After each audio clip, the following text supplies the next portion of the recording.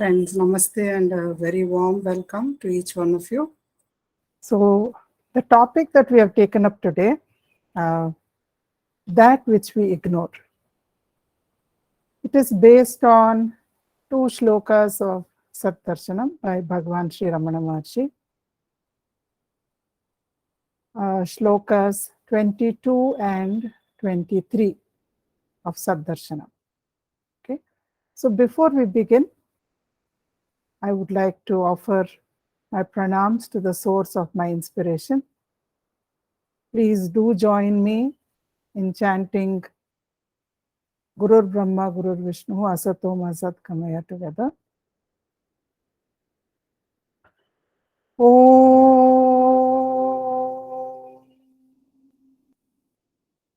Gurur Brahma, Gurur Vishnu, Gurur Devo Maheshwaraha, Gurur Sakshat Parabrahma, Tasmai Shri Gurave Namaha. Asato ma sadgamaya tamaso ma jyotirgamaya mrityorma amritam gamaya. Om Shanti Shanti Shanti. Let us offer our pranams at the lotus feet of Bhagwan Sri Ramana Maharshi, whose Saddarshanam, on whose Saddarshanam this talk is based, to Sri Narasimha Prabhu, who is guiding me on the path of Atma Vichara, to Sri Adi Shankaracharya, whose wonderful legacy on Advaita Vedanta lights up our paths even today. May the grace of these wonderful masters always be with us and establish us in the self.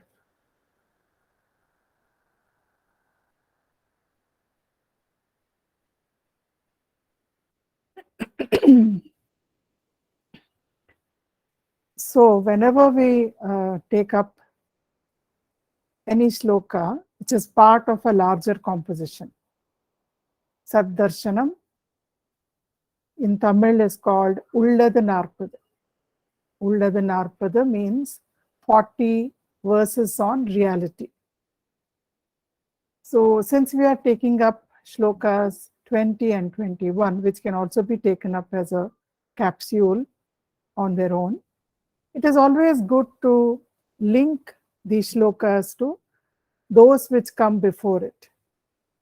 We are taking up shlokas 22 and 23, I'm sorry. So, just before we start on these shlokas, let us see what did the earlier two shlokas, what did they deal with, right? So, Bhagwan says in these two shlokas, when you see the form of God, many of us have this, we really eulogize. God came in all his glory in front of me. We long for such experiences. When we sit for meditation, if somebody tells us, in my meditation, when I was meditating, Lord Krishna appeared before me, or Devi appeared before me. Yes, a wonderful experience, hair-raising experience, right? It puts you into ecstasy, it puts you into bliss. But Bhagwan says, yes, but realize it is also a phenomenon.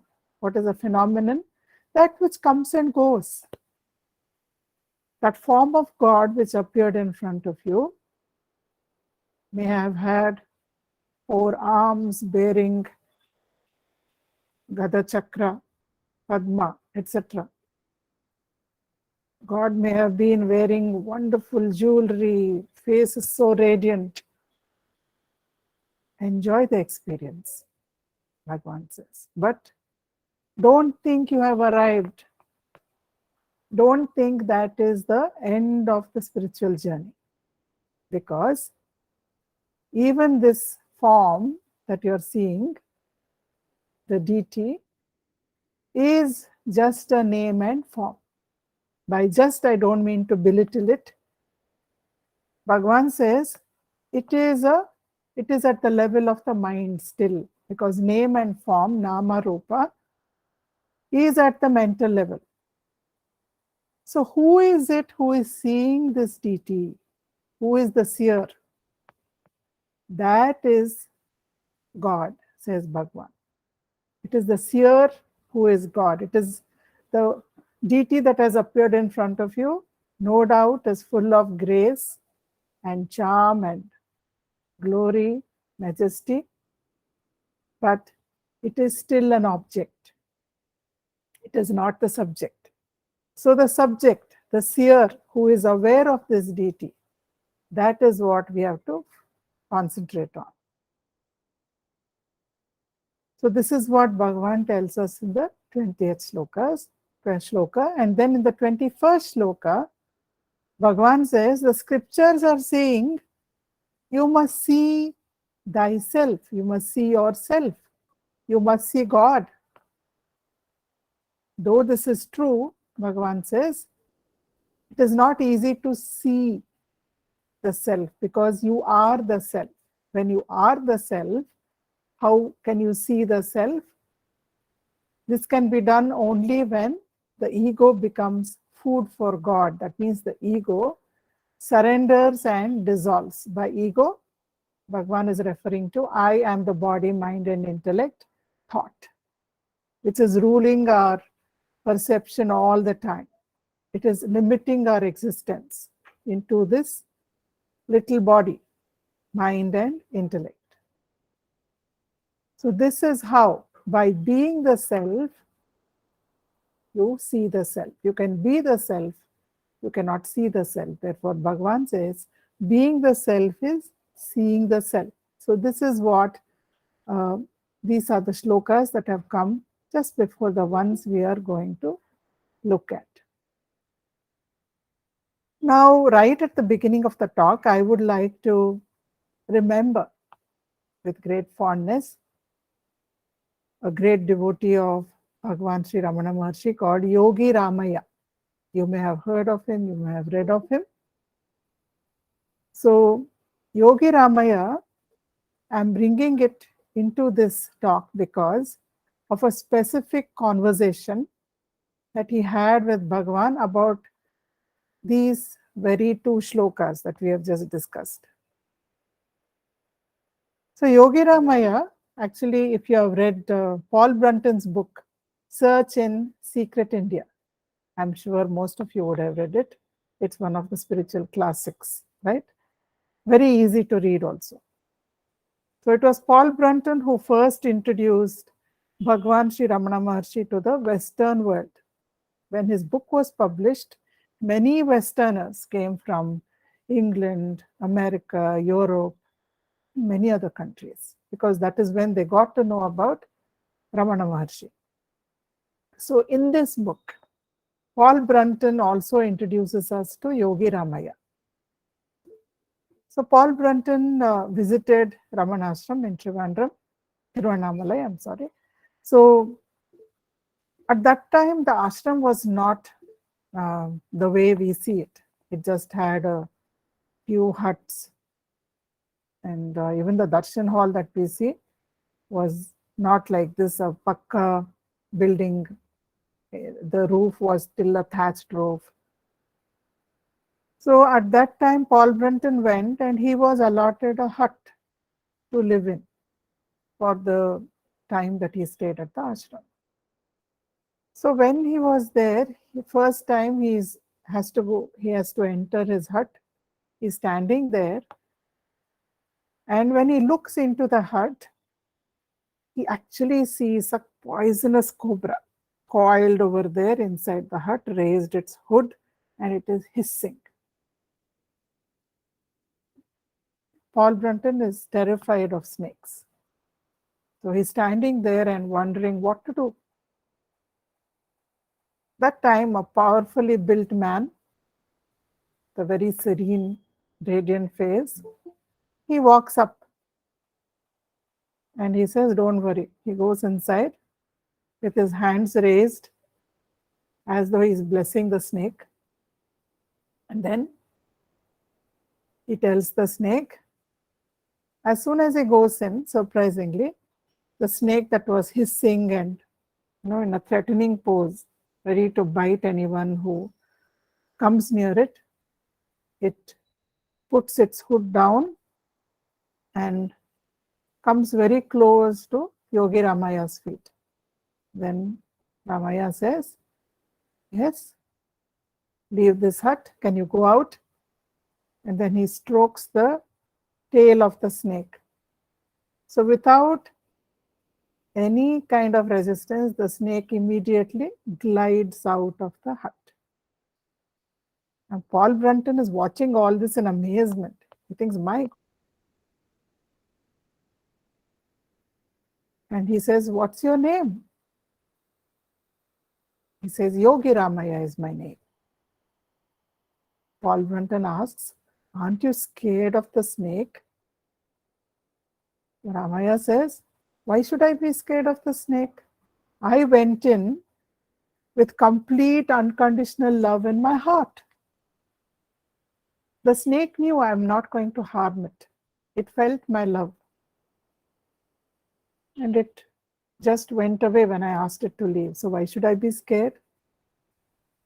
So this is how we are introduced to Yogi Ramaya by Brunton. Just a short, brief look at his life. What kind of life did he have? How did he come to Bhagwan?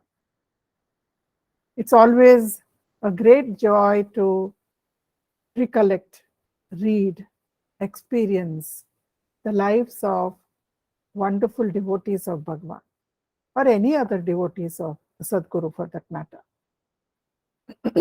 So, Yogi Ramaya was born in a very rich family.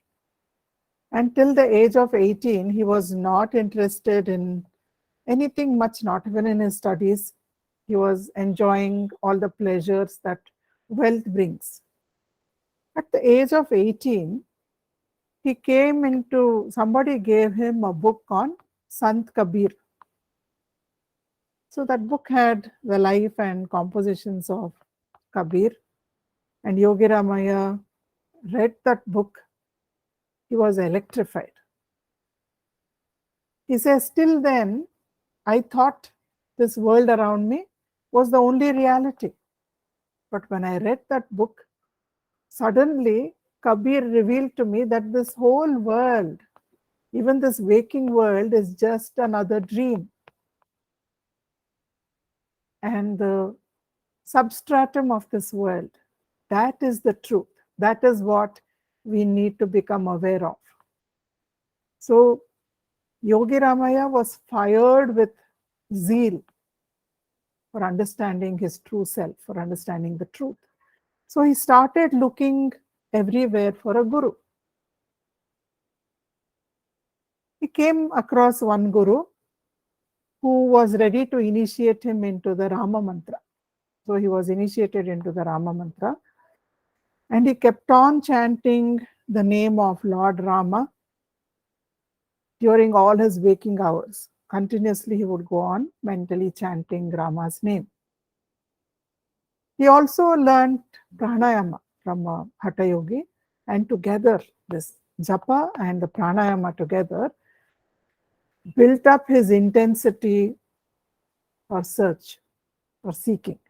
And then he said, "I want to go away to Kashi and immerse myself in tapasya." So he was walking away from home, and he met the guru who had initiated him into the Rama mantra. And this guru said, "Why do you want to go to Kashi? Go back home. Whenever you feel too confined within your own house, sit in your garden and meditate. Continue your sadhana. It will take you to great heights." So he continued his sadhana, and as he was doing the japa of Rama non-stop with great intensity. Lord Rama appeared in front of him. We were just talking about God appearing, right? Devra Pratyaksha. So Lord Rama appeared. The form of the deity was beautiful, effulgent. And Ramaya kept on meditating. He didn't stop. He focused on the form with great intensity and kept on meditating. Then the form disappeared. Lord Rama's form disappeared, and he felt that God is within him as the self, as the Atma. He could not explain it, but that was his direct experience. But he is still not completely established in it, not rooted in it, and he was confused. Till now, there was a seer, it was me, and then there was Lord Rama, the object. So there was a subject and there was an object. But now suddenly subject and object have merged. I'm no longer feeling the difference. Is this possible? So he started going around and asking many people, is it possible that subject and object become one? So even the greatest scholars that he spoke to, Vedantins, they all said, how is that possible? The subject remains the subject and the object remains the object. So going in his search, he came to Tiruvannamalai, and you can see how the ashram looked in those days. This is the meditation hall where we go and meditate, right? So he came, and Kavya Kanta Ganapati Muni, whose shlokas we chant when we chant the Darshanam, a great Vedantic scholar. He also a very staunch devotee of Bhagwan. He was there, and then Yogi Ramaya came into the darshan hall and he asked, is it possible for the subject and object to become one? So Kavya Kanta Ganapati Muni said, no, it is not possible. They are different. So, but Yogi Ramaya's direct experience was telling him something different. So he looked pleadingly at Bhagwan. Bhagwan immediately said, in the transactional world, the subject and object are different from each other. But in the state of samadhi, they merge together and they become one. Finally, somebody was endorsing his own meditative experience. So Yogi Ramaya decided, Bhagwan is my Sadguru, and I will live here in this ashram from now on. His passion for knowledge and Bhagwan's passion for teaching came together. So Yogi Ramaya was allowed to be with Bhagwan all the time, anywhere, everywhere. So one day, Yogi Ramaya asked Bhagwan, Bhagwan, you keep saying, when a Sadguru gives Upadesha to the disciple, like you are giving Upadesha to me, when you give it as an individual, you are an individual called Ramana Maharshi, and you are giving the Upadesha to me, Yogi Ramaya. When this Upadesha, when this teaching of the truth comes through one individual to another individual, doesn't its clarity, doesn't its power, doesn't the grace that comes with jnana, doesn't that get reduced? So Bhagwan smiled at Yogi Ramaya and said, for a jnani, Ramaya, where is the individuality? You are looking at the Sadguru as being different from you. The disciple looks at the Sadguru as being a different individual. But does the Sadguru regard the disciple as being different from the self? Never. To the Sadguru, everyone who comes is his own being. But he sees that these wonderful beings who are none other than the self are deluded. They are already self-realized, but they're not able to see it, because even right now, all of us are the Atma. We are all the self. We are unlimited. We are infinite. But the vasanas that condition us, our belief that I am the body, mind, and intellect, we'll go into this a little deeper later. This is actually hiding the truth from us. So Bhagavan says, a Sadguru sees an expression of the self in front of him. He does not regard the disciple as an individual being separate. He sees every disciple as the self. But he sees there is a little delusion here. So he does his best to give a teaching which can remove this ajnana, which can remove this ignorance. Then Bhagavan goes on to tell Yogi Ramaya. He says, what is realization, Ramaya? Is it to seek God, a deity, to appear in front of you with a name and form, with conch and discus and lotus and abhayahasta? That form appears and disappears. In what way will it remove your suffering permanently?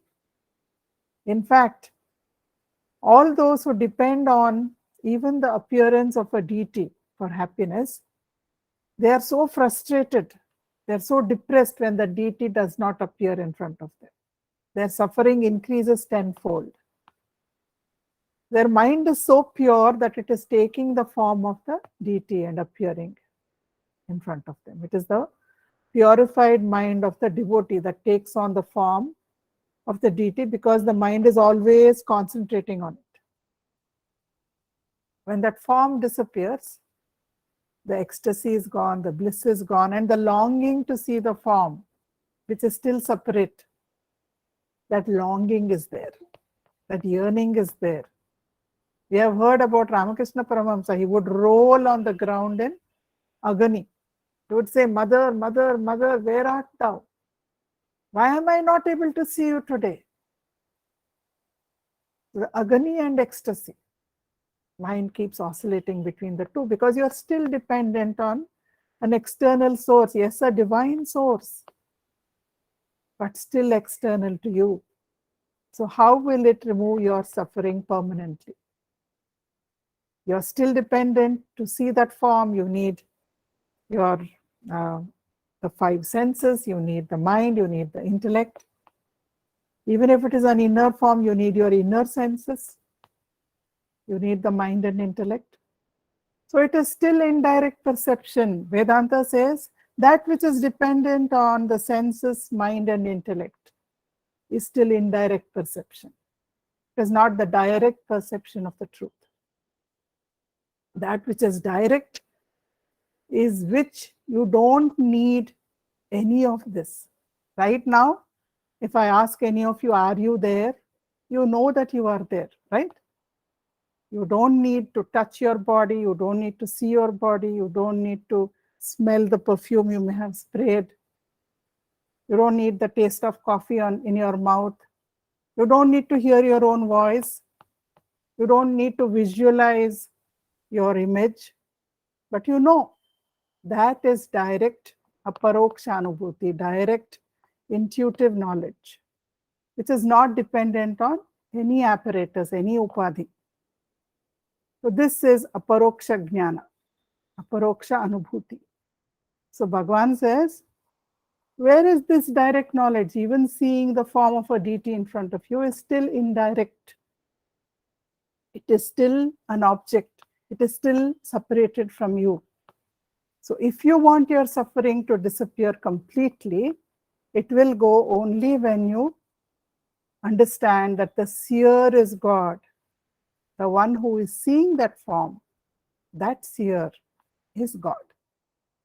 So this was one of the discussions that Yogi Ramaya had with Bhagwan, which I thought is very pertinent to what we are looking at today. So then we move on to Shloka 22. So we will lead and follow in chanting the Shloka. धिये प्रकाशं परमः वितिर्या धिये प्रकाशं परमः वितिर्या स्वयं धियोऽन्तः प्रविभाति गुप्तः स्वयं धियोऽन्तः प्रविभाति गुप्तः धियं परावर्त्य धियोऽन्तरेऽत्र धियं परावर्त्य धियोऽन्तरेऽत्र संयोजनात्न ईश्वरदृष्टि अन्यः संयोजनात्न ईश्वरदृष्टिः अन्यः. So Paramaha, the Supreme One, pure consciousness, that which is supreme. Dhiye prakasham, it illumines the intellect. Dhiye, the intellect. Consciousness illumines the intellect. How does it illumine? Vitirya. Vitirya is a beautiful Sanskrit word. In that small word is an entire descriptive phrase, like the bright sun in a clear sky. Imagine a clear blue sky, sun is shining brightly, no clouds around. That is how consciousness illumines the intellect. Swayam dhiyo antaha pravibhati guptaha. Hidden. How is it guptaha? It is hidden. Where? Dhiyo antaha. Swayam, this consciousness itself, is hidden deep inside the intellect. Pravibhati, but it is illumining the intellect brilliantly. So how will you be able to realize this consciousness, which is hidden in the intellect, which is illumining it, which is the supreme? Beyond that, there is no other truth. So Bhagavan says, Dhyam paravartya, Dhyam paravartya, Dhyo antaretra.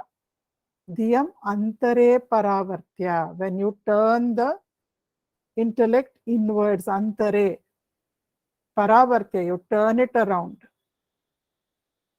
The intellect which is engaging itself in the external world all the time, turn it completely inwards. Dhyo atra. Then dhyo means in Sanskrit to fix it, to merge it. Merge the intellect, fix the intellect. Where? Inwards, gazing inwards. Samyojanat na Ishvara drishtihi anya. There is no other way of seeing God. This is the only way, says Bhagavan. Categorically, he says. The only way is to turn the intellect inward and merge it in the source from where it came.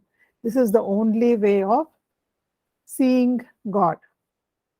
So what we just chanted was composed by Ganapati Muni, a translation of Ullada Narpada by Bhagavan. So reading the translation directly, it says, the Supreme Being or pure consciousness illumines the mind like the sun in a clear sky and shines within it unseen. Turning the mind inwards and merging it in Him is the only way of seeing God. So when someone is in a coma, then we say that person is unconscious, right? Because to us, it is no longer apparent. This consciousness illumining the mind is no longer apparent to us. Now this is another translation of Darshanam by Sri Lakshman Sharma, who was also a very great devotee of Bhagavan. I have taken only the translation from this because the Sanskrit version of this is not very conducive to chanting. So Lakshman Sharma has also, this English translation is also by him. So we are looking at this directly.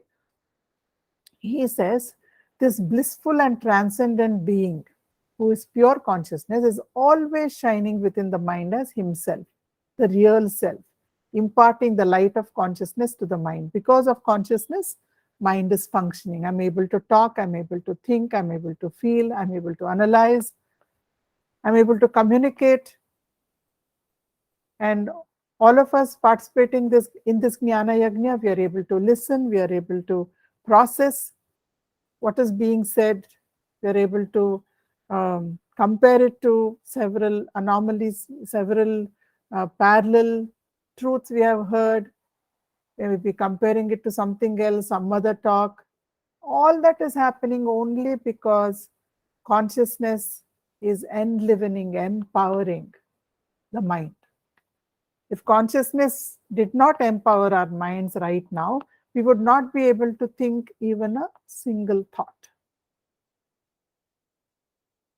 But because the mind is active and the being is still, we focus on that which moves.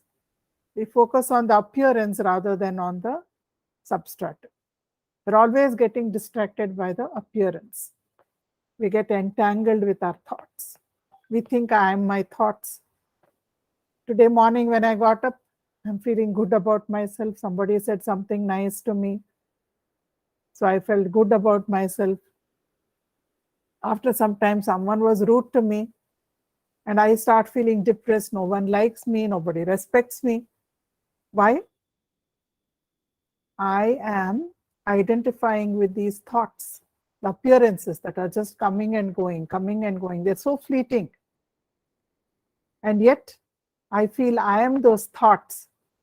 And I'm forgetting the power that is making this thinking possible, that is enlivening the mind. That I'm ignoring. So, Lakshman Sharma says, so how can one know him through the mind alone if one fails to merge the mind in him by turning it inwards? So this is the 22nd shloka. I have a small story. Though we are all adults, still, stories are nice. We feel stories are interesting. They make everything interesting. So this is a story about what happens in a outpost. Now we have these outposts where we pay the tax, toll gates, right? When we go to the airport also, we come across a toll gate.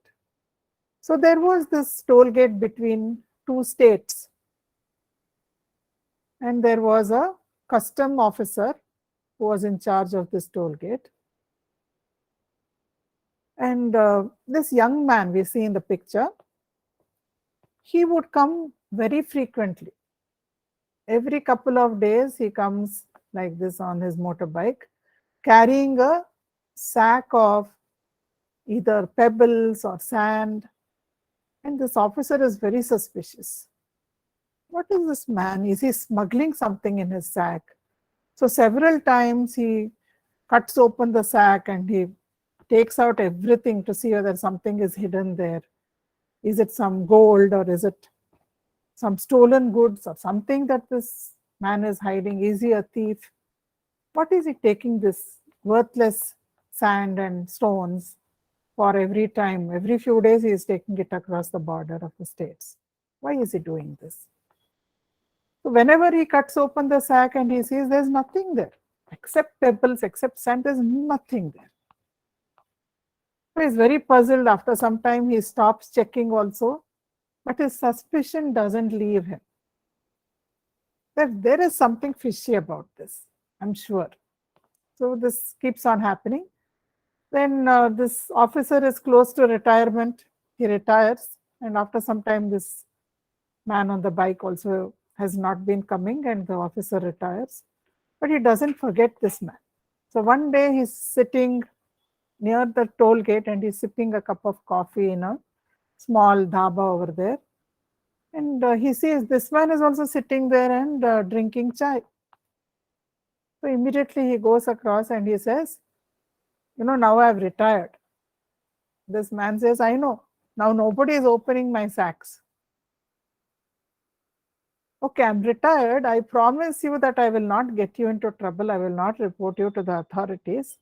But many times I'm not able to sleep here. And I keep thinking, what was this guy taking in that sack? The whole night I'm just thinking about it. I'm not able to sleep. So just tell me, what was in that sack? What were you smuggling? So the young man laughs and he says, there was nothing in the sack. I was smuggling motorbikes. The imported motorbike on which I came each time was different. I was smuggling that bike across the border, and to distract you, I would have this sack of sand or stone with me. So what do we see in this twist of the story, right? The man is sitting on the bike. The bike is powering his journey. It is enabling him to go across the border, to move, to travel. But where was the officer focusing? He was focusing on the sack full of stones or mud or sand. So that's what we do, right? That which powers us, the self, the Atma, pure consciousness. We are that. Even right now, we are that. But we are ignoring it because our identification with the body, mind, and intellect, that is distracting us. That is taking up all our attention.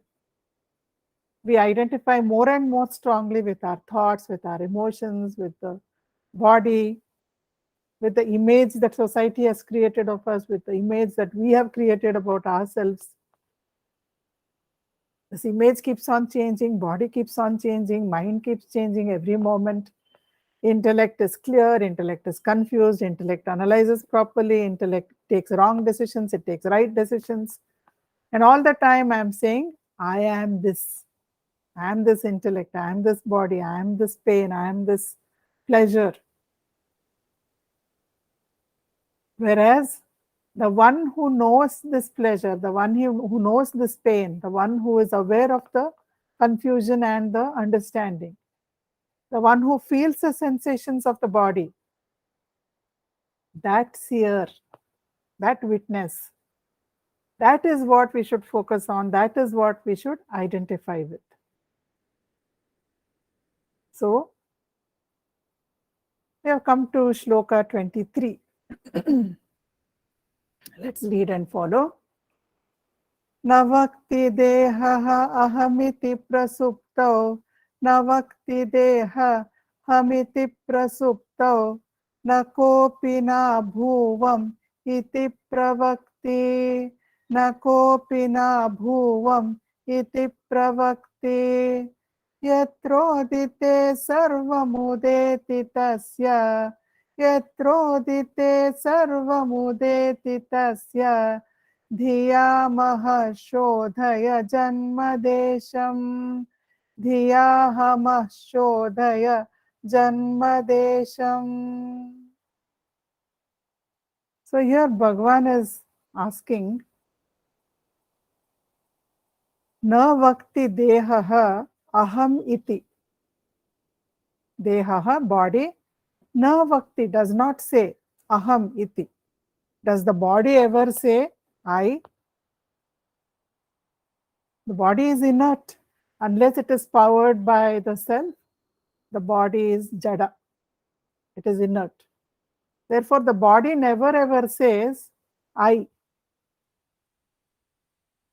Na vakti dehaha aham iti. Right?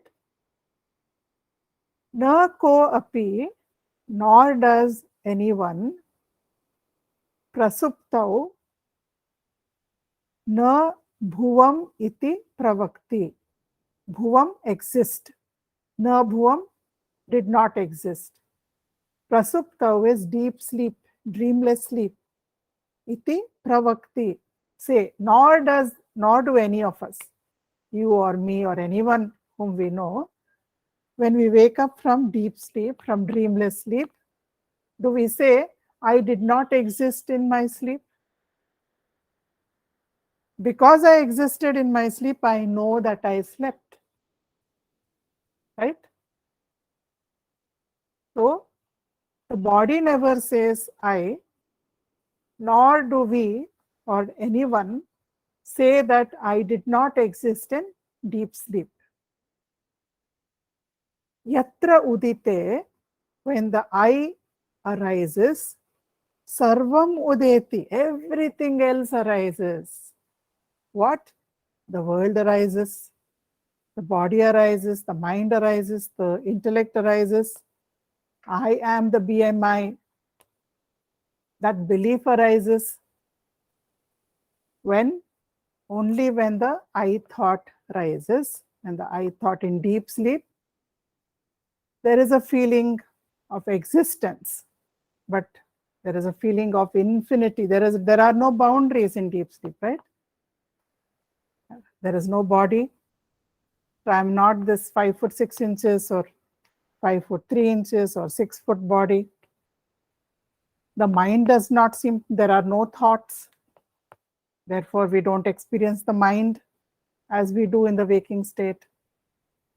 There is no imagination happening like it happens in a dream state. There is no visualization happening. There is no analysis happening. There is no decision making happening. We just are. We exist. We are infinite. We are non-dual. The Advaita Sthiti we experience every night in deep sleep. Free samples. God is giving everybody a free sample of Advaita Sthiti. Whether you're a sadhak, whether you're not a sadhak, whether you're a beggar, whether you're a prime minister, everyone gets this free sample of deep sleep. It is only when we wake up, when the I thought comes and it says, I am this body, I am Vani, I am Chandrika, I am Vasu, I am Jankiram, only then the world arises, my self-image arises. I think I am all the roles that I perform. So, dhiya ahamaha shodhaya janmadesham. So what should we do? Bhagavan says, use a sharp intellect, dhiya. For what? Aham. Where is this I thought? Shodhaya, search, seek. Janmadesham, where is the source? Janma bhumi, Janmadesha of this I thought, where is it? Turn your intellect inwards and search, says Bhagavan. So, Sri Ganapati Muni's translation, which we just chanted, the body does not say I. Nobody says I did not exist in deep sleep. Only when the I rises does everything else arise. Therefore, with a keen intellect, find out where the source of this I lies. And Lakshman Sharma says, the body being devoid of consciousness has no egoism of its own. And no one in the world ever says, I didn't exist in dreamless sleep. All things come into being when this I rises. Therefore, with a focused mind, search for the source from where this ego sense arises. So where does this ego sense arise? What does Vedanta say? We come to the truth of Chidabhasa, Vedantic concept of Chidabhasa. So in this picture, you can see bright sun, and we can see pots of water, right? So that pot is the body, symbology, metaphor. The water is the mind and intellect. That's the water, subtle body. And the sun is the self, universal consciousness, pure consciousness. So a phenomenon happens, right? When we were small, when there was a solar eclipse, I remember, my mother would keep a pot of water outside and she would ask us to watch the eclipse in the pot of water so that it doesn't damage our eyes. So like that, we can see here, there are different pots of water. The pots may have different shapes, they will be made of different materials. And there is water in every pot. Then what happens? The sun gets reflected in the water of the pot, right? We see the sun reflected in a pond. We see the sun reflected in many ponds. If there are 100 ponds, the same sun is reflected in 100 different ponds. In the same way, the same sun is getting reflected in so many different vessels of water, pots of water. So this reflection of the self in the individual mind, that is called Chidabhasa. The superimposition of the eternal, we superimpose the limited over the unlimited. The reflection of the eternal self in the limited mind is called Chidabhasa. So Chidabhasa plus intellect. When this Chidabhasa, instead of identifying with the sun, it can easily identify with the sun, right? The reflection can identify with the sun and say, I am the sun. That reflection is not actually different from the sun. It is the self. But instead of identifying with the self, this Chidabhasa, this enlivened mind which is enlivened by consciousness, it starts identifying with the upadhis. It says, I am this mind, I am this intellect, I am this body. So that identification is called jiva, the individual which reincarnates again and again till it understands its true nature. So the source of this I thought is the self. It comes from the self and it gets reflected in the intellect. And instead of retaining its identity of the self, it forgets that identity, avarana vikshepa, maya, and it projects a new identity by superimposing all the characteristics of the body, mind, and intellect on the self. It will say, I am this perishable, ever-changing BMI.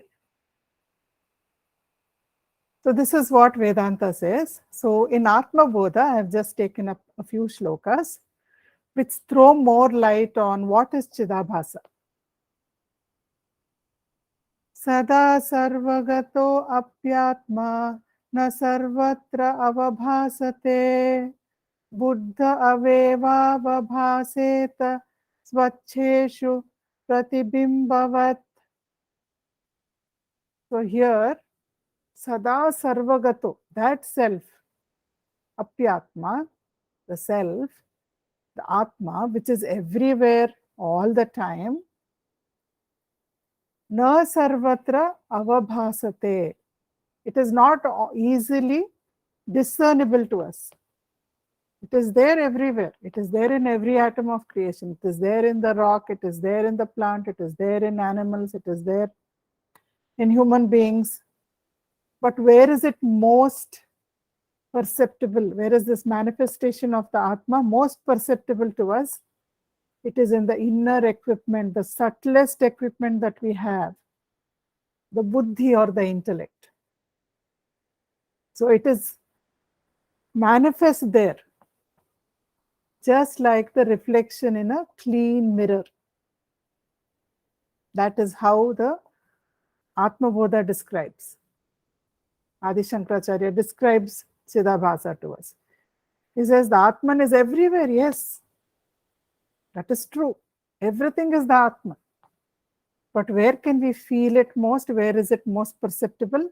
In our own intellect. The intellect is the subtlest, the most powerful instrument that we have, which is why it is the main instrument used in Atma Vichara, understanding our own nature. Then Atma Bodha goes on to say, Dehendriya Manobuddhi Prakritibhyo Vilakshanam. Deha, Indriya, Mano, Buddhi, the body, the senses, the mind and the intellect. Everything that constitutes matter or Prakriti. This Atma, he says, Atmanam Rajavatsada. The Atma, the self, is like the king, so majestic. And it is always a witness. It does not go and engage itself. It powers. It empowers. Its very presence empowers. But it does not do anything. It is infinite. Tadvritti sakshinam vidya. We should understand that just like a king stands apart from his subjects, the self, which is powering the senses, the body, the mind and intellect, everything that constitutes matter, also stands apart as the witness of their functions. It is not a doer. It is a state of absolute being only. That is what this shloka is telling us. So how to understand this? Another small anecdote to help us understand that shloka. So there was this big corporate setup, which, in COVID, we know that many companies, they shut down, they could not survive, others started losing profits and so on. So there was also this startup, quite a big startup, it had become big, but COVID hit it and it started losing its profits. So what they did was they appointed a new CEO. And the CEO, instead of just sitting in his cabin and allowing everybody to do their work, he was a very, very zealous, enthusiastic man. So he said, I will go everywhere. I will watch everybody. And I will see who is working, who is a performer, who is a non-performer. I'm going to go and see. Anybody who is not performing their role properly, I will fire him. And that will be an example to all the others. They will start working and then the company profits will improve. So this is what he thought. And he would go one place to another, one office to another. He goes very quietly and he watches. So one day he has gone to look at one of the offices. You see there's a man over there. You can see in the second picture, right? Just leaning against the door like that.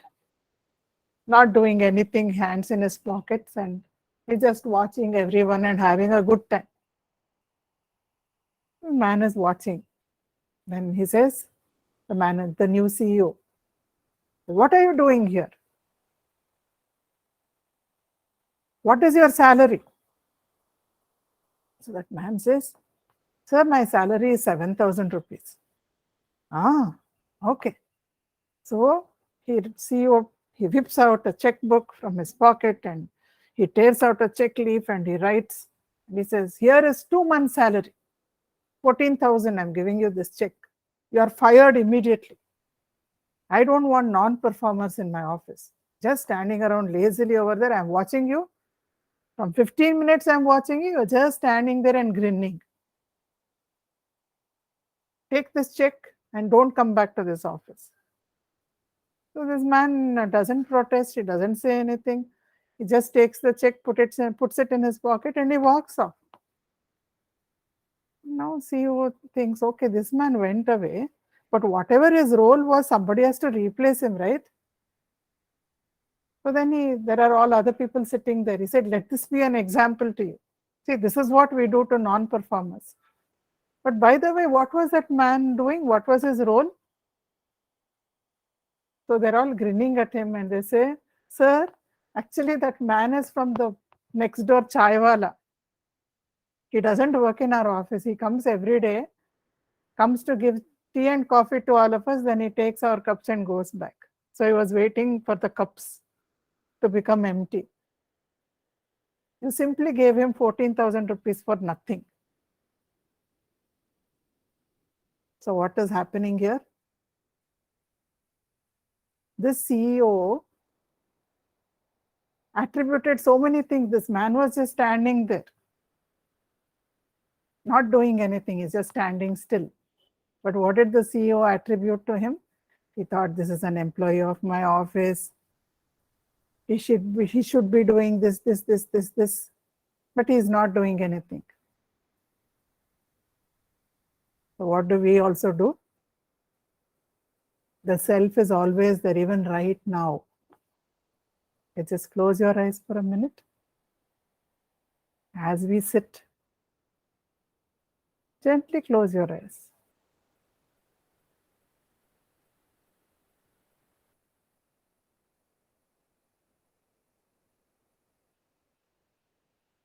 Are you there?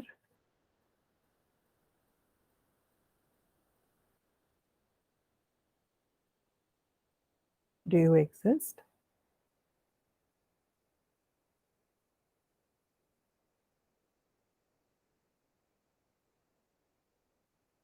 We are so sure that we exist, right? Every moment we are sure that we exist.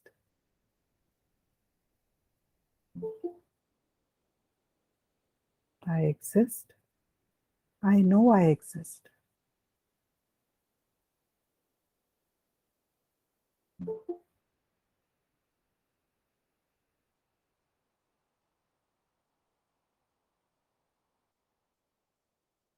Just stay there.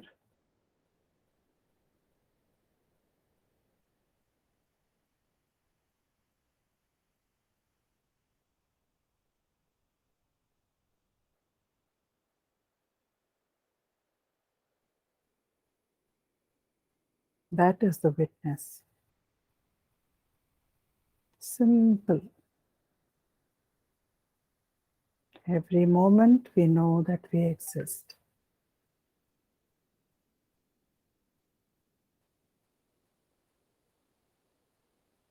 Sat, Chit. Sat is existence. Chit is consciousness.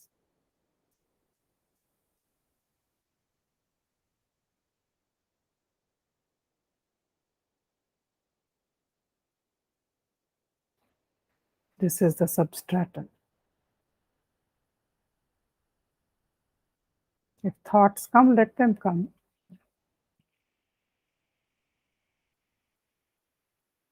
The one who is aware of the thoughts is you.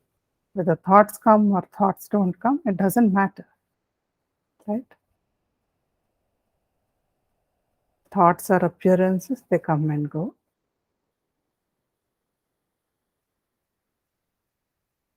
The one who knows whether the thought is there or not there, that is the seer.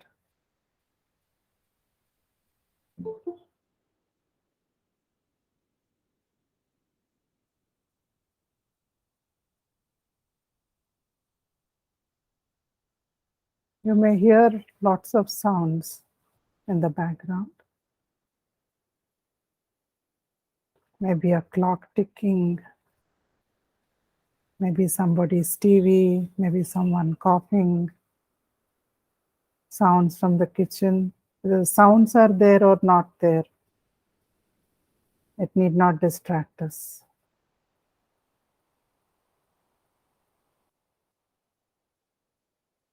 The one who is aware of the sound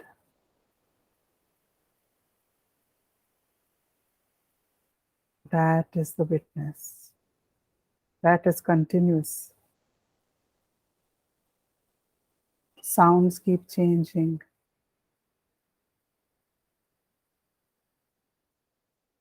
Thoughts keep changing.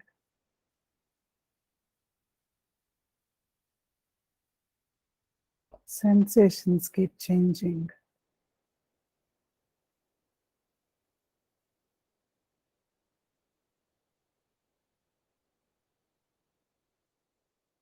But the knower of all these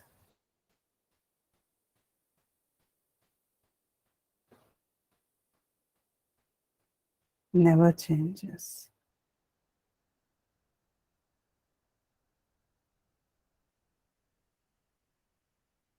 It's always there.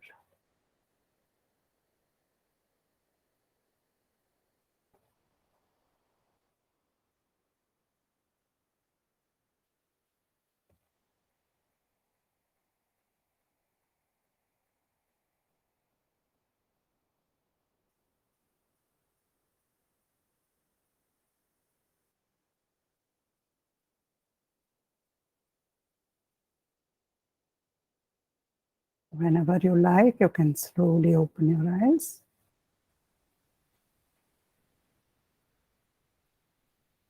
So Shloka 20 of Atmabodha, it says, Dehendriya Gunan Karmani Amale Satchidatmani Adhyasyantya Vivekena Gagane Neela Tadivat. What is the difference between the fools and the wise? Even right now, as we have said repeatedly, each one of us, we are the self. We are infinite. We are ever pure. Yet, Ajnanis, those who do not have a sharp power of discrimination, what do? They superimpose all the functions of the body, senses, mind, intellect on the never-changing self, the substratum, on the taintless Satchidatma, and then they say, it is the self that is acting, it is the self that is thinking, it is the self that is deciding, it is the self that is walking. Just like we attribute the blue color to the sky. You ask any scientist, you even ask a child in 4th standard, the child would have learned the sky is not really blue. The ozone layer, that makes the sky look blue to us. So, those who are Ajnanis, even though they are the self, they are attributing, they are superimposing all the functions of the instruments, the upadhis, on the Atma. And they say, these belong to the self. Now in the 21st shloka of Atmabodha, Sri Shankaracharya says, Ajnana Anmanaha Upadhehe Kartrutva Adini Chatmani Kalpyantem Bhugate Chandre Chalanadi Yatam Bhasaha. So this is a classic example of Vedanta. It says, when the moon is reflected in a lake, the waves of the lake make the moon dance. The moon in the sky is still, but the moon in the water is dancing. In the same way, they think that the moon is dancing, but actually it is the water that is shaking. So enjoyment, doership, any other limitation. When we do something, we say, I have done it. Actually, it is powered by the self. The self is also not doing it. It is only powering the instrument and the action is happening.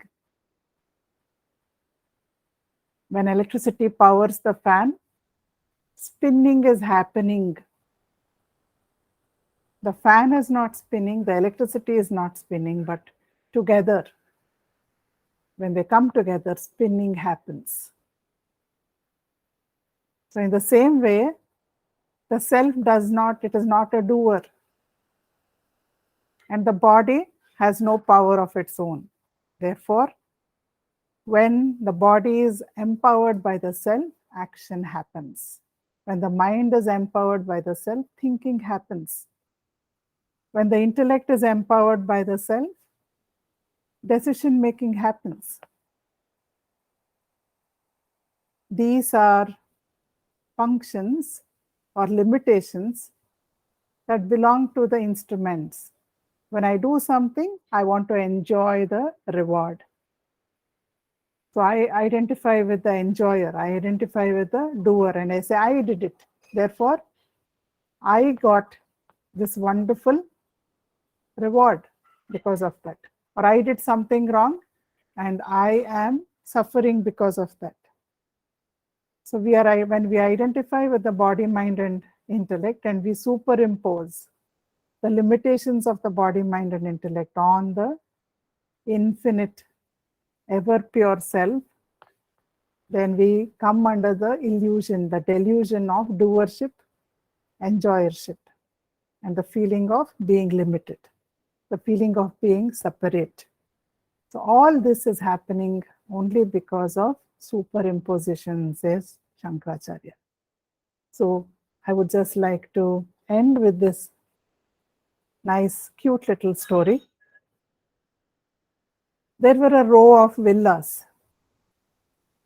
We go into a gated community, sometimes we see some very pretty villas.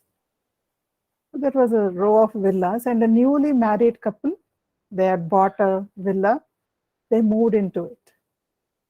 Nicely furnished, nicely decorated. They moved in, and wherever they sit to drink coffee, that window overlooks their neighbor's back garden. Back garden is also pretty. So they sit there and they're drinking their tea. And when they're drinking tea,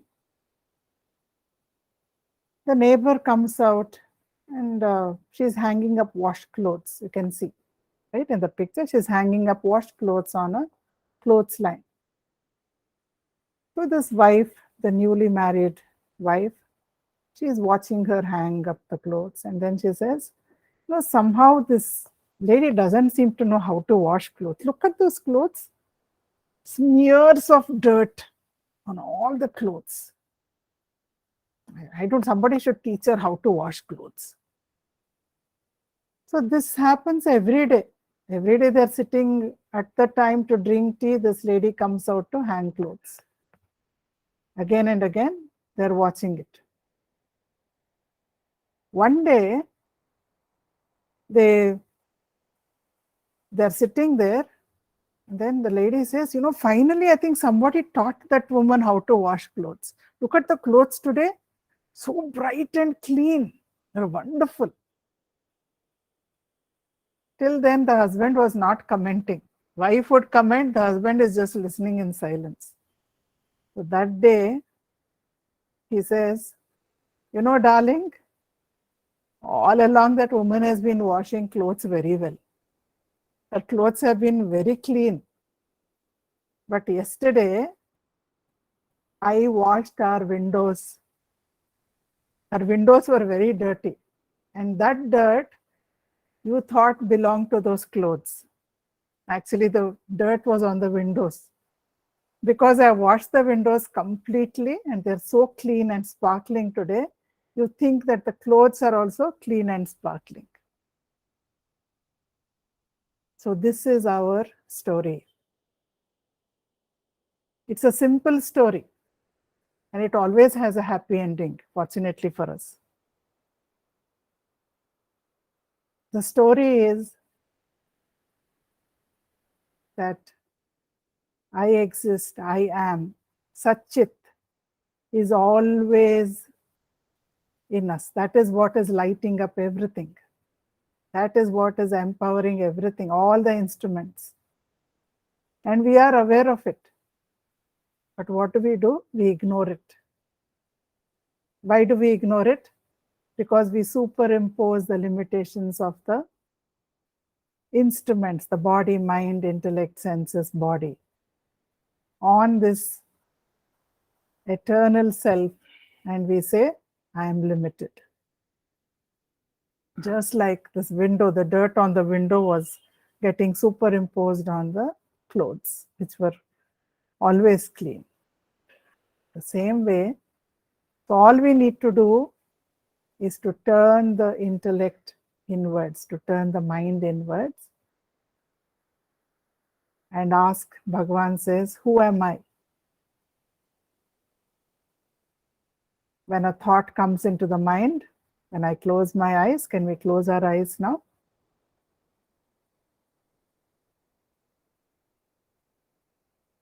Just stay with I am, I exist, I know I exist. Allow that to be there. Be aware of it.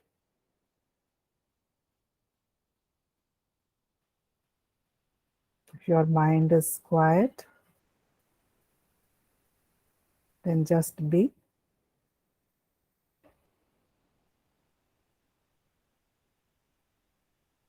If a thought arises in the mind,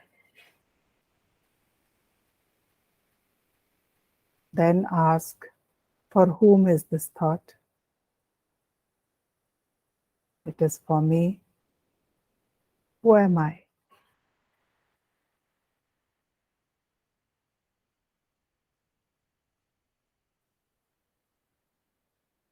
Don't try to give any verbal answers. I am the Atma, I am Satchidananda. No, just ask, who am I? When you ask the mind who it is, it becomes quiet.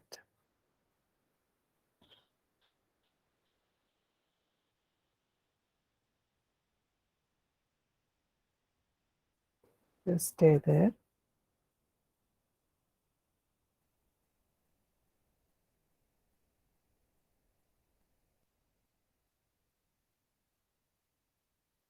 If another thought arises, do the same process.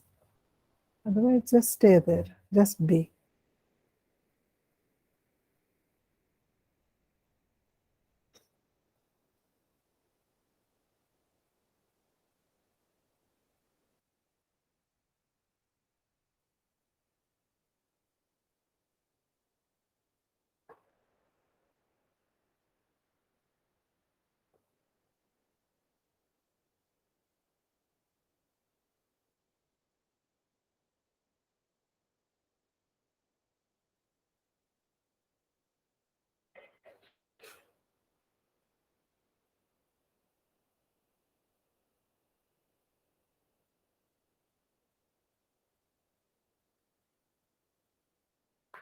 Let us offer our gratitude to Bhagavan Sri Ramana Maharshi for his wonderful wisdom in Darshanam. May his grace, may the grace of all enlightened masters always be with us and establish us in the self.